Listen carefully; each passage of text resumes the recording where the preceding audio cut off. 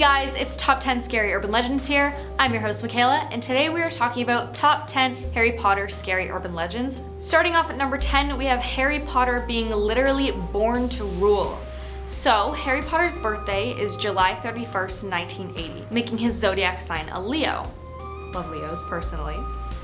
And in the Celtic zodiac, that places him under the Holly sign. People born under the Holly sign are told to be natural-born leaders. And for those of you who don't know, Harry Potter's wand is made of a very specific type of wood, holly. And with this theory set in place of basically being born to rule, we didn't know if he would rule being bad or being good. Either said to save the wizarding world or destroy it. Good thing it was to save, because who knows what would have happened if it wasn't. At number 9, we have the Room of Requirement is Indestructible. So we all know, in the movie Harry Potter and the Order of the Phoenix, the school ends up forming a group to fight against the Ministry of Magic, and they train in the Room of Requirement. Specifically, they make that group to fight against Dolores Umbridge, which we all know and don't like. Dolores Umbridge ends up finding them and destroying the Room of Requirement. But we see it again in the end of the movie series, where Draco and his friends set fire to the Room of Requirement to attack Harry and his friends. The fire spreads and eventually explodes, showing us the Room of Requirement has yet again been destroyed. The thing is, the Room of Requirement can't ever truly be destroyed. To quote Hermione from the movie, it's also known as the come and go room. The Room of Requirement only appears when a person has a real need for it, and is always equipped for the seeker's needs. Ron then says, so say you really needed a toilet. Good one, Ron. She then says, charming Ronald, but yes.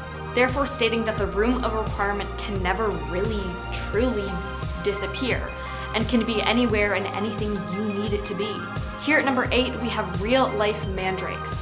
You first see mandrakes in Harry Potter in the Chamber of Secrets in herbology class, where Professor Sprout tells them to wear earmuffs because hearing a baby mandrake scream can make them pass out, and hearing an adult one can kill them. We all remember when Neville kind of passed out on the floor from hearing a mandrake, so that one makes sense. What people don't know is that people actually believe that they're real.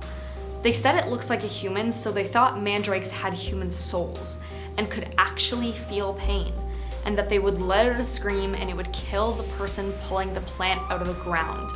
I've never come across a mandrake plant myself before, so I'm not sure if this one's true or just a myth, but let me know if you ever try it. Now at number 7, we have Dementors resembling depression. If you've seen the movies, you most likely know what a Dementor is, but if you don't, Dementors are dark creatures that feed on any kind of human happiness. They can also consume someone's soul, leaving them in a permanent vegetative-like state.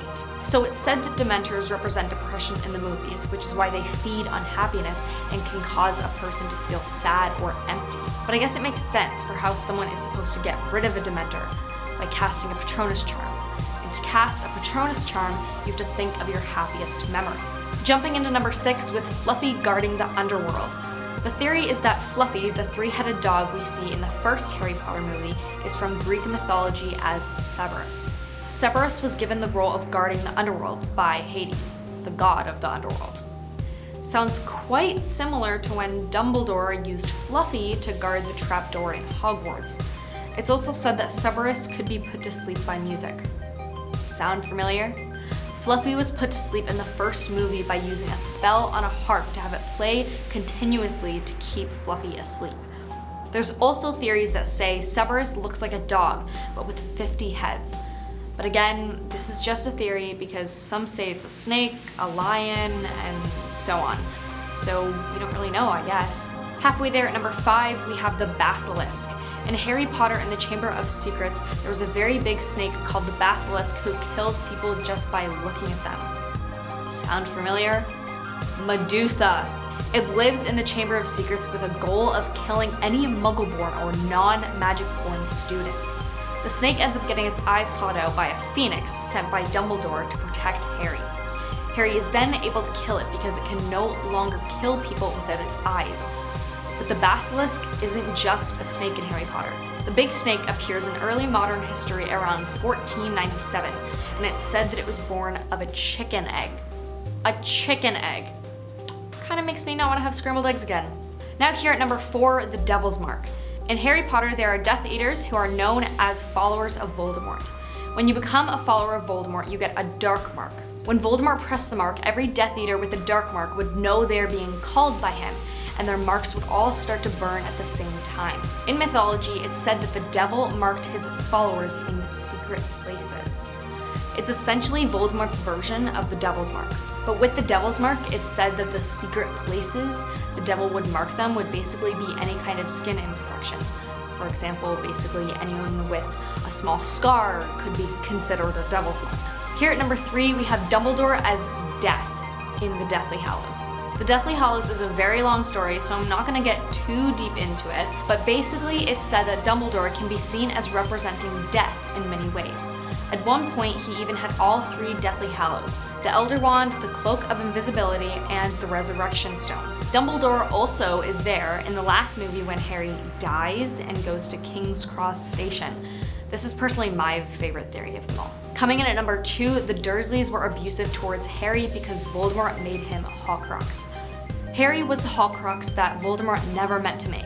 It's said that Voldemort's true Horcruxes were capable of dramatically changing the personality of someone exposed to one for extended periods within close proximity. Like in the Deathly Hallows Part 1, when Ron wore one of the Horcruxes for too long and he started to become very angry and had a fight with Harry and stormed off. Remember when he wore that necklace and then completely lashed out thinking that something was going on between Harry and Hermione? Anyway, it's said that this is why the Dursleys were so horrible to Harry, because they were affected by him being a Horcrux. And last but not least, for number 1, for the scariest Harry Potter urban legend, we have the Wizarding World in Harry Potter wasn't even real. Some say that because of how mean the Dursleys were to Harry, that he continued to live under the stairs to escape from their abuse. He would imagine that he lived in a magical world where he was the most popular and the most talked about person in the Wizarding World. And what's used to back this up is that near the end of the Harry Potter and the Deathly Hallows Part 2, Harry finds himself in King's Cross Station, but it's all pure white. Harry describes that as being very clean. Harry says to Dumbledore, "Is this all real or is it just happening inside my head?" And then Dumbledore replies with, "Of course it's happening in your head, Harry. Why should that mean that it's not real?" Well, that's all for this video on top 10 Harry Potter scary urban legends. Let me know your opinion on these legends in the comments below. Thank you guys so much for watching. I'm your host, Makayla, and I'll see you guys next time.